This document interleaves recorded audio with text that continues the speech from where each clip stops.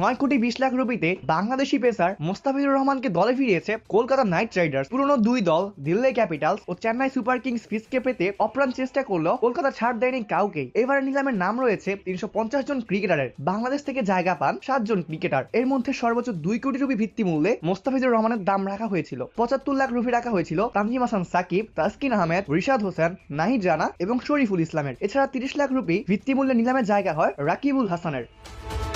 IPL এর দল গোছানোর জন্য এক একটি ফ্রাঞ্চাইজি খরচ করতে পারে 120 কোটি রুপি করে, যার বেশিরভাগই খরচ হয় মেগা নিলামে। 2026 আইপিএল এর আগে অবশ্য মেগা নিলাম নয়, মিনি নিলাম। মিনি নিলামে সব দল সমান অর্থ খরচ করতে পারবে না। নিলামের জন্য চেন্নাই সুপার কিংস এর রয়েছিল 43 কোটি 40 লাখ রুপি। সানরাইজার্স হায়দ্রাবাদের হাতে আছে 25 কোটি 50 lakh rupee. Kolkata night Riders এর হাতে ছিল 64 কোটি 30 লাখ রুপি। এছাড়া লখনৌ সুপার জায়ান্টস এর হাতে ছিল 23 কোটি রুপি। অন্যান্য দলের মধ্যে দিল্লি ক্যাপিটালস এর 21 কোটি 80 লাখ রুপি, গুজরাট টাইটান্স এর 12 কোটি 90 লাখ রুপি, মুম্বাই ইন্ডিয়ান্স এর মাত্র 2 কোটি 75 লাখ রুপি, পাঞ্জাব কিংস এর 11 কোটি 50 lakh rupee, royal Challengers Bengaluru ছিল 16 কোটি 40 লাখ রুপি এবং রাজস্থান রয়্যালস হাতে ছিল 16 কোটি 5 লাখ রুপি। মুম্বাইয়ের হাতেই আছে সবচেয়ে কম টাকা। নিলামটি তাই তাদের এক প্রকার আনুষ্ঠানিকতা। অন্যদিকে কলকাতার অর্ধেকের বেশি টাকাই হাতে রয়েছে, তবে তাদের খেলোয়াড়ও প্রয়োজন সবচেয়ে বেশি।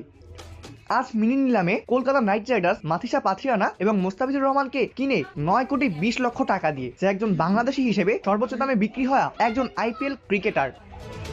অপূর্ব দাস, প্লেভাস নিউজ।